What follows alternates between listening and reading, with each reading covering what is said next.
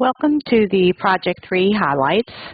I'm going to start with the VLookup. The VLookup will allow you to put in a function as part of a formula that will pull information from another area of your spreadsheet. It could be on the same tab or on a different tab. In this case, we have a pull list, which is actually located in the middle tab. And under that tab, you'll see that there is a table of information with zip codes that that has other information that we will be looking up from.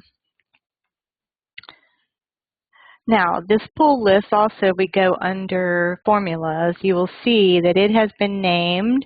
You can select a table of data and give it a name, and it makes it a little bit easier to work with. We had Name Manager and used that in our previous project, so you should be somewhat familiar with that now. So in this case, we will use the name Pull Info instead of having to go and select the table every time we want to use it.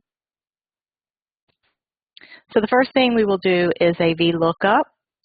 You'll notice in here I have Brooks, and I'm going to go right on top of the one that says full name, and we're going to put the formula in, and I'm going to talk about it so that you will be able to follow the logic that's being used with this particular function.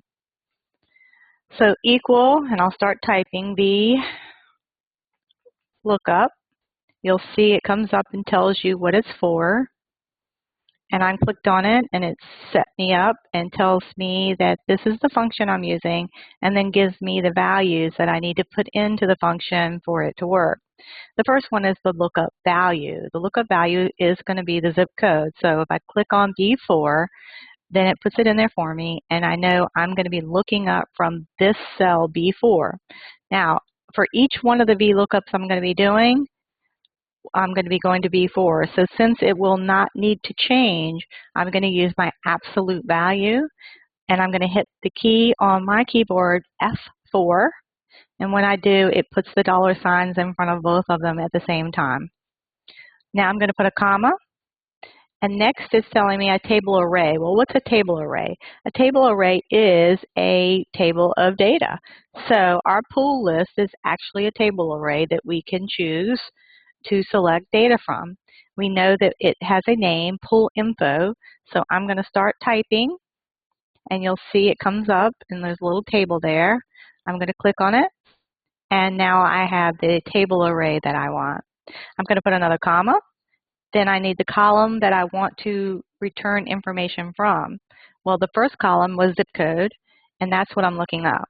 I want, in this case, the pool name. The pool name was the second column, so I'm going to put a 2. All right, now I'm going to go ahead, and it says here, the column index, and it doesn't say anything else right at the moment. So I'm going to show you an example of what would happen if I stop right now. By default, it will do a true, which is an approximate match.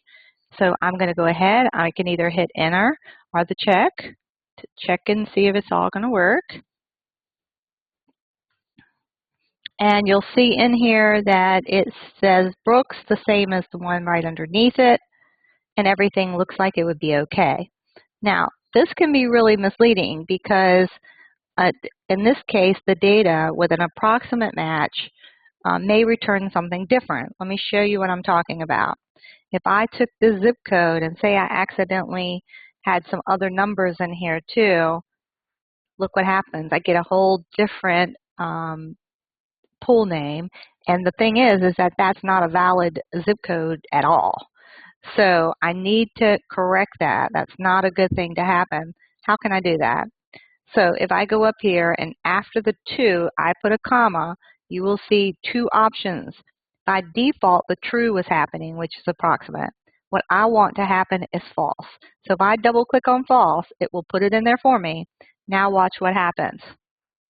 It gives me an error because it's saying the NA error says that there is not a valid match in that table, which is true because this is not a zip code that is in that table. You notice this one is the way we did it the first time, and I get an approximate, which is not a correct answer.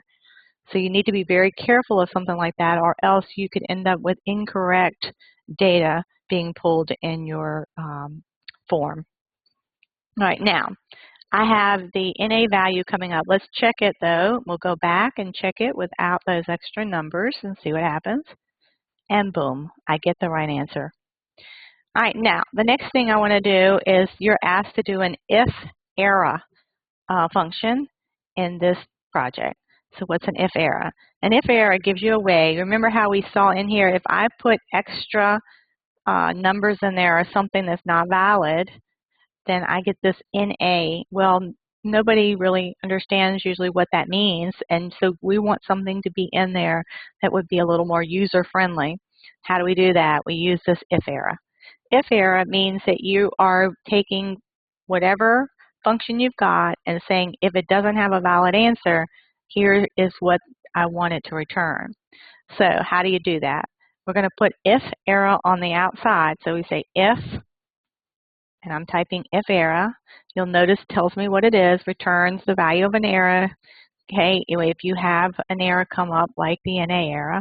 And then if I put my open parenthesis, what would happen if there is no error at all is that you will return your VLookup and have an answer. But I'm going to put a comma after that. What do I want to happen if I have that NA error? I don't want the NA to show up. I want something else that's more user-friendly.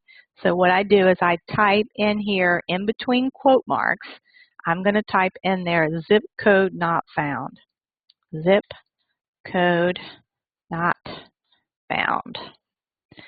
And another ending quote, and then a closing parenthesis.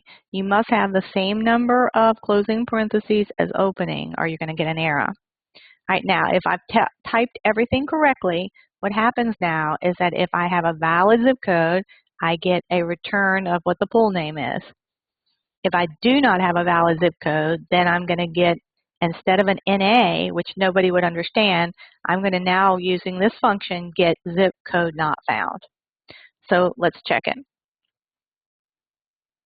And you'll notice here it says zip code not found because this is not a valid zip code.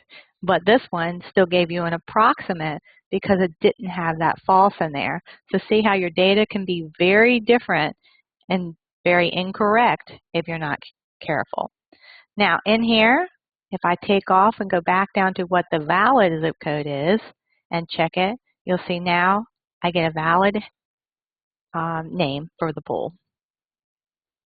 All right, so that talks about the VLookup and the IFERROR lookup. The other thing that I'm going to talk about right now is the, on the summary, is the CountIF. The CountIF is another function that you can use to count things up when you have a condition.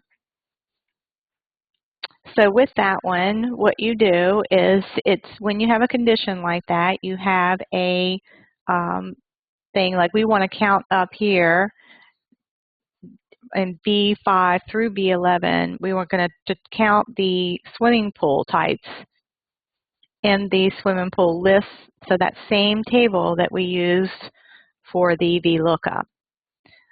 So I'm going to put it right beside that so you can see how to do a CountIF.